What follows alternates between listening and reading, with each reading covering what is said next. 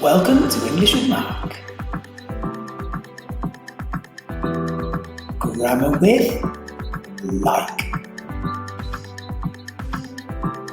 Grammar through examples. How to use like. We use like in several situations.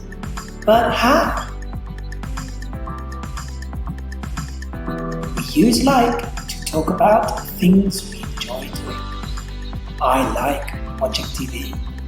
I don't like listening to music. Do you like playing football? It is simple, but you need to learn examples. To talk about hobbies. I like reading books.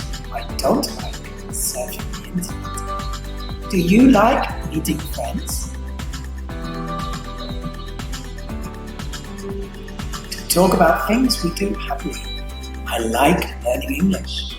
I like learning new words. Now, let's look at some examples.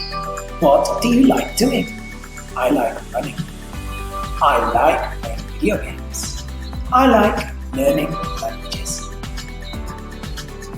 Now, let me ask you some questions.